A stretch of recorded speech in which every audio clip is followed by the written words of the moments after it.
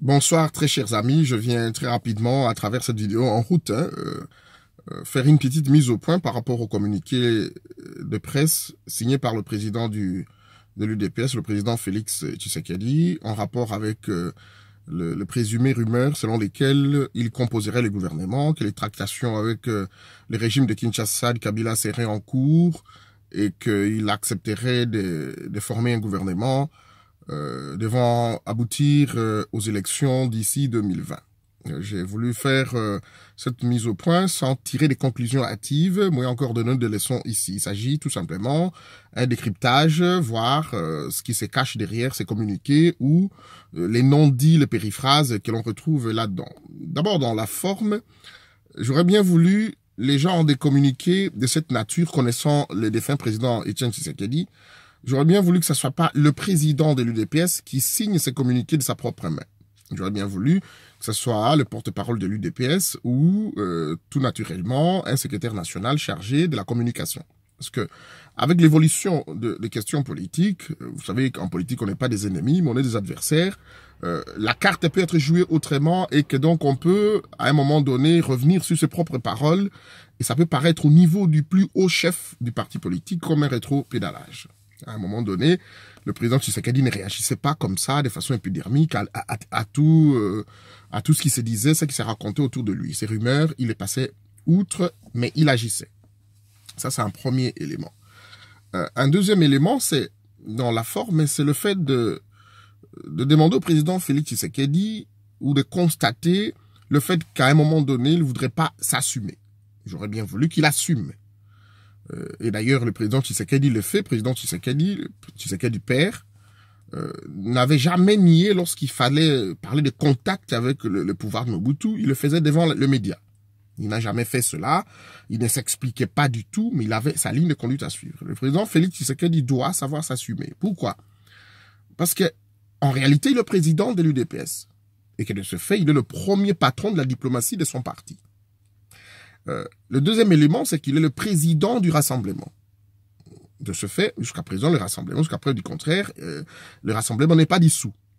Il n'est pas, certes, une plateforme électorale, mais c'est une plateforme de pression dont il assume jusqu'au moment où nous parlons le leadership, la présidence, et que de ce fait, la personne attitrée devant garder contact permanent des échanges avec l'autre camp, qui est le camp du régime de Kabila, c'est bien légitimement le président Tshisekedi. Donc, à un moment donné, avoir contact, être en contact avec le camp de Kabila n'est pas mauvais en soi, alors que l'on sait qu'ils ont été sur la table de négociation et qu'à un moment donné, si les choses n'ont pas marché, c'est parce que l'autre camp n'a pas su appliquer les accords comme il fallait et que donc, comme il l'a dit dans ce communiqué, il voudrait voir ces accords être appliqués. Donc, je ne trouve pas pourquoi est-ce que le président Félix Tshisekedi doit avoir peur ou hésiter de dire qu'il est en contact alors qu'on sait qu'il est en contact avec le pouvoir d'en face et il est en contact à raison parce que c'est lui le patron de la diplomatie. À un moment donné, il faut s'assumer. Ça, c'est sur le plan de la forme. Mais il y a des questions fondamentales au niveau de ces communiqués. Le président Félix Tshisekedi espère obtenir l'alternance démocratique à la tête de l'État alors qu'il sait que le président Kabila ne quittera pas le pouvoir pacifiquement et de façon démocratique. Deuxième élément, il voudrait, tout en rassurant que l'UDPS demeure dans la ligne de conduite de la défense des intérêts du peuple, et ça je ne doute pas, le président Félix Tshisekedi réfute les accusations, les rumeurs selon lesquelles il est en négociation et qu'il n'est pas preneur d'un poste de Premier ministre, moins encore demandeur. Seulement, il est demandeur de l'application de l'accord de la Saint-Sylvestre qui fera de l'UDPS ou du patron du rassemblement Premier ministre. Donc, je ne suis ni demandeur, je ne suis ni preneur, mais je suis demandeur de l'accord qui fera de moi Premier ministre. On me dira aujourd'hui, ce n'est pas stipulé que ce soit Félix Tshisekedi qui doit être désigné comme le président, je veux dire le Premier ministre. Mais l'accord dont il réclame l'application stipule ostensiblement que le Premier ministre sera désigné par les rassemblements, par l'opposition bar rassemblement, et nommé par le président de la République. C'est cela. Donc, lorsqu'aujourd'hui on réclame l'application de l'accord, ça veut dire le retour des exilés politiques que nous sommes, le retour de Moïse Katumbi en homme libre, le retrait des dédoublements des partis politiques, l'ouverture des médias de l'opposition, proches à l'opposition, la libération des acteurs politiques et de la société civile qui sont en prison, etc., etc., mais aussi la désignation, parce qu'il a parlé dans ce communiqué de l'application intégrale et non pas partielle. La refondation, je voulais dire, même de la CENI, etc., ce sont des préalables qui ont été stipulés, consacrés dans les accords et que le camp de Kabila n'a pas respecté. Donc, lorsqu'aujourd'hui Félix Tshisekedi réclame l'application intégrale de l'accord de la Saint-Sylvestre, ça veut dire qu'il doit entrer au gouvernement. C'est-à-dire que les rassemblements vont entrer au gouvernement. Et dans les formats que nous connaissons, les rassemblements est le parti, je vais dire l'UDP, c'est le parti le plus important de ce rassemblement. Au-delà de, je vais dire, d'ensemble de Moïse Katumbi, au-delà des regroupements de l'autre côté, du MLC, l'UNC, etc. C'est l'UDP, c'est avant tout qui est le parti, l'aîné de l'opposition. Et que ces accords ont été, il faut vous rappeler, ont été consacrés de nature à donner à la personne du président Etienne Tshisekedi ce poste de Premier ministre.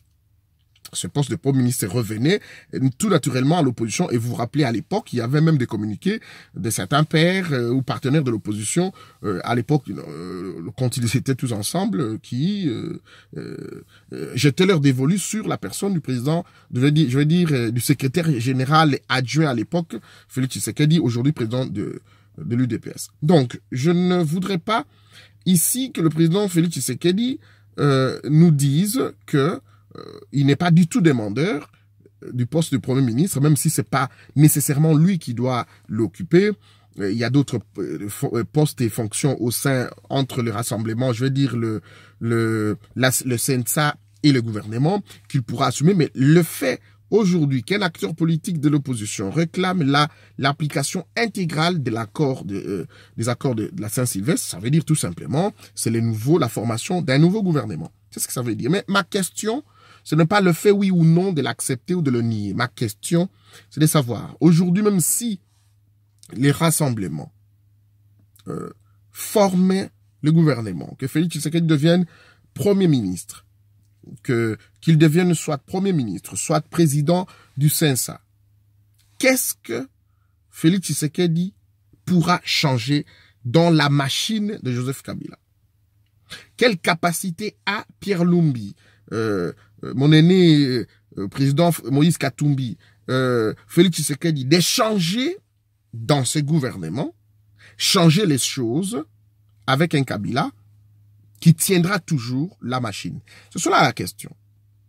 Donc, aujourd'hui, au jour d'aujourd'hui, réclamer l'accord de la Saint-Sylvestre, un accord qui devait, il faut que je le rappelle ici, je termine ma vidéo par là, un accord qui devait être appliqué dans la durée de 12 mois, ça veut dire que nous serons partis pour, aujourd'hui, nous sommes au mois d'avril, les élections seront pratiquement fin 2019 ou 2020.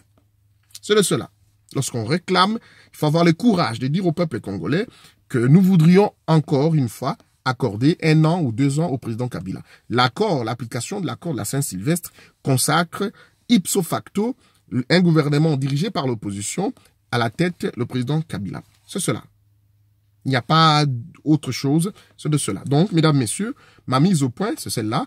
Sinon, je laisse à chacun, à toutes et à tous, l'occasion de commenter, de poser son commentaire par rapport à cette petite mise au point, dont je demande à l'opposition de s'assumer et de ne pas distraire la population à travers les périphrases du genre « je ne suis pas demandeur, je ne suis pas preneur, mais je suis quand même demandeur de l'accord, l'application de l'accord de la Saint-Sylvestre ». J'ai toujours dit, c'est comme quelqu'un qui dit « je n'ai jamais vu un musulman qui ne mange pas le porc, mais il boit, il prend quand même la soupe ou la sauce du porc ». La sauce à laquelle on a cuisiné le porc. Donc, je mange pas le porc, mais je prends quand même sa sauce. Donc, il s'agit plus question, et j'ai toujours dit ça, c'est par là que je termine, c'est que le problème, ce n'est pas le président Kabila. Le problème, c'est nous à l'opposition. Ceux qui vont assumer les responsabilités des chefs d'État ou de premiers ministres dans le gouvernement qui viendront après Kabila auront un morceau dur parce que le peuple est déjà très clairvoyant et il est debout. Merci infiniment. Rendez-vous au prochain numéro. Au revoir.